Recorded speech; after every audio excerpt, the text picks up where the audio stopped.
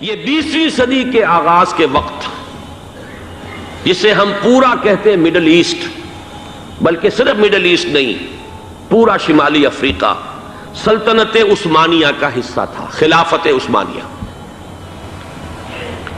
Libya, الجزائر، مصر، پورا حجاز، یمن، پورا عراق، شام، اور یہ شام ہی کے حصے ہیں در حقیقت، اردن اور لبنان، یہ سب، یہ شام عرب، عراق عرب، یہ پورا علاقہ خلافت عثمانیہ یہ اس کا حصہ تھا۔ پہلی جنگ عظیم میں انگریزوں نے عربوں کو بغاوت پر آمادہ کیا، غداری پر آمادہ کیا، انہوں نے خلافت عثمانیہ کے خلاف بغاوت کی، بیج بوئے ان کے دلوں کے اندر نفرت کے، ابھارا انہیں، تم ترکوں کے غلام کیوں ہو، تمہیں خود حاکم ہونا چاہیے، تم کھڑے ہو جاؤ، ہم مدد کریں گے، تم بغاوت کرو، تم ان ترکوں کے خلاف ہماری مدد کرو، ہم تمہیں آزاد کر دیں گے، تم اپنے پاؤں پر خود کھڑے ہو جانا۔ یہ بہت ہی ہمارے لیے دردناک المیہ ہے اس پہلی جنگ عظیم کا۔ کرنل لارنس جیسا شخص، برطانوی استعمار، اور اس کے نتیجے میں عربوں نے بغاوت کی۔ اور اس قدر دردناک بات آپ کو بتا رہا ہوں، میں پہلی مرتبہ جب سن 62 میں حج کے لیے گیا مدینہ منورہ میں، ابھی وہ ریل کے انجن کھڑے ہوئے تھے۔ یہ ترکی کے زمانے میں، سلطنت عثمانیہ کے زمانے میں بغداد سے مدینے تک ریلوے لائن تھی۔ یہ پورا ایک عالم سلطنت عثمانیہ، صرف سلطنت نہیں، خلافت عثمانیہ، پوری ٹرینیں جو ہے ترکوں کی اڑائی گئی، ہزاروں ترکوں کو شہید کیا گیا، یہاں تک کہ صحن حرم میں شہید کیے گئے سینکڑوں ترک۔ یہ جرم تھوڑے نہیں ہے، معمولی نہیں ہے۔ آج جس کی سزا مل رہی ہے، معلوم ہونا چاہیے کہ وہ جرائم کون کون سے تھے۔ اب بھی جو لوگ گئے ہیں انہوں نے دیکھا ہوگا، ترکی کا قلعہ موجود ہے اوپر پہاڑی کے اوپر، حرم کا جو سب سے بڑا دروازہ ہے باب ملک عبدالعزیز، اس کے سامنے ایک لائبریری ہوتی تھی، اب تو غالباً وہ بھی گرا دی گئی ہے، اس کے پیچھے پہاڑی پر ترکوں کا قلعہ ہے پرانا، اس پر توپیں موجود تھیں۔ جب بغاوت ہوئی ہے، جو حرم میں آئے ہوئے تھے ترک فوجی، ظاہر بات ہے نہتے، وہ تو نماز پڑھنے آئے ہوئے تھے، ان کو وہاں ذبح کیا گیا ہے، اور ترکوں نے اپنی توپیں استعمال نہیں کی کہ کہیں بیت اللہ کو کوئی گدن نہ پہنچ جائے۔ بہرحال یہ غداری ہوئی ہے پہلی جنگ عظیم کے دوران، اور نہ صرف ترکوں پہ عربوں نے کی ہے۔ جیسا کہ میں نے کہا تھا، دو ہیں سب سے بڑے مجرم روئے ارضی کے اوپر امت مسلمہ کے طبقات۔ ہمارا پنجابی سپاہی بھی جا کر انگریزوں کی مدد کر کے ایلن بی کو قبضہ جو لے کر دیا بغداد کا، اس میں ہمارے مسلمان پنجابی سپاہی بھی شامل تھے۔ یہ خون چکاں باب ہے ہماری تاریخ کا اس صدی کا۔ لیکن اس کے بعد سلطنت عثمانیہ کے ٹکڑے ہو گئے، چیتھڑے ہو گئے۔ ایک انگریز نے لکھا ہے یہ جملہ، زہر میں بجھا ہوا جملہ، کہ تاریخ میں یہ بات ثبت ہو جائے گی کہ ایک انگریز نے اس سلطنت کے ٹکڑے کر دیے کہ جو عمر فاروق نے قائم کی تھی رضی اللہ تعالیٰ عنہ۔ یہ پورا عالم، یہ تمام علاقہ کس نے فتح کیا تھا؟ یہ بات ہاتھ بدل گئے تھے، پھر ترک آ گئے، خلافت عثمانیوں کے پاس چلی گئی، لیکن یہ سلطنت تو حضرت عمر رضی اللہ تعالیٰ عنہ کے زمانے سے چلی آ رہی تھی۔ اس کو ایک انگریز کرنل نے،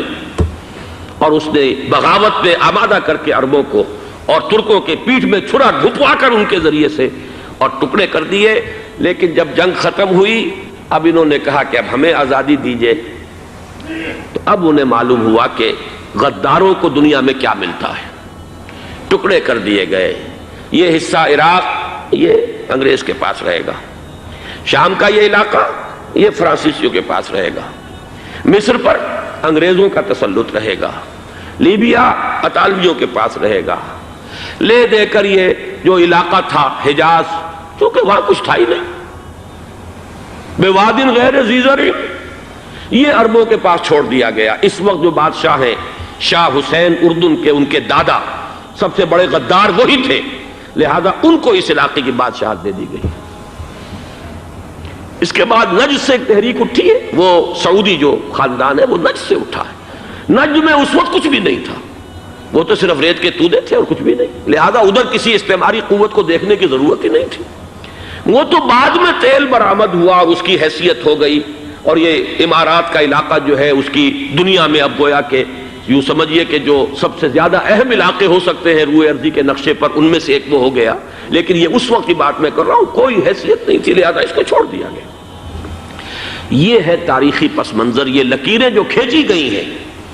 یہ ایک ملت اسلامیہ کو جو قومیتوں میں تقسیم کیا گیا، پھر نعرے لگوائے گئے المصر للمصریین الشام للشامیین۔ اب شامی ایک علیحدہ قوم ہو چکے ہیں، مصری ایک علیحدہ قوم ہو چکے ہیں، عراقی ایک علیحدہ قوم ہو چکے ہیں۔ یہ ساری تقسیمیں استعمار کی پیدا کرنا ہے، اس کا کوئی تعلق اسلام کے ساتھ نہیں۔ اب ضرورت تو اس بات کی تھی کہ استعمار کے پنجے جب یہاں سے کچھ ہٹے، دوسری جنگ عظیم کے بعد ایک دور آیا، امریکہ ابھرا ہے دنیا کی عالمی سطح پر سیاست میں، اس کے ہاں کچھ آزادی کے تصورات تھے، اس نے بھی سپورٹ کیا۔ برطانیہ کمزور ہو چکا تھا، وہ اتنے بڑے علاقے کو اب ہولڈ نہیں کر سکتا تھا۔ ہندوستان بھی آزاد ہوا، پھر یہ کہ اور دوسرے علاقوں سے بھی اس کو پسپائی اختیار کرنی پڑی۔ استعمار کے پنجے جس طرح بھی ہوئے، ان کے سینوں سے، عربوں کے سینوں سے جو ہے گویا کہ وہ ہٹے، لیکن امریکہ نے ایک اپنی بہت بڑی حکمت عملی جو اختیار کی، عالم عرب کے سینے میں اسرائیل کا خنجر پیوست کر دیا، تاکہ یہ کبھی آزاد نہ ہو جائیں، ہمارے انگوٹھے تلے رہے، ہماری پالیسی گورن کرے۔ یہ استعمار کا دوسری جنگ عظیم کے بعد، جہاں برطانوی استعمار، فرانسیسی استعمار رفتہ رفتہ یہ ہٹنے شروع ہوئے۔ صدر ناصر نے انگریزوں کو اٹھا کر پھینکا میڈیٹرینین میں اور دوسرے جگہوں سے، الجزائر نے آزادی حاصل کی فرانس سے، اطالویوں سے جو ہے لیبیا والوں نے آزادی حاصل کی، یہ ہو گیا، لیکن ایک خنجر پیوست کر دیا گیا اسرائیل کا سینہ عرب۔ اس صورتحال میں ظاہر بات ہے کہ ایک تو بڑی آئیڈیل پوزیشن تھی کہ پورا عالم اسلام متحد ہو، لیکن وہ تو بہت دور کا خواب معلوم ہوتا ہے۔ علامہ اقبال سے بڑا کوئی نقیب نہیں ہے ملت اسلامی کی وحدت کا۔ ایک ہو مسلم حرم کی پاسبانی کے لیے، نیل کے ساحل سے لے کر تا بخاک کاشغر، لیکن انہیں بھی اپنے لیکچرز میں کہنا پڑا کہ اس وقت جو صورتحال ہے، پورے عالم اسلام کی ایک وحدت بن جانا تو تقریباً ناممکن نظر آ رہا ہے۔ اگر کسی طرح ایک common wealth of Muslim nations وجود میں آ جائے تو بھی بڑی کامیابی ہوگی، لیکن اس سے بھی پہلے یہ تو زیادہ آسان تھا کہ عالم عرب ایک وحدت کی شکل اختیار کر لے۔ یہ تو ایک قوم ہے،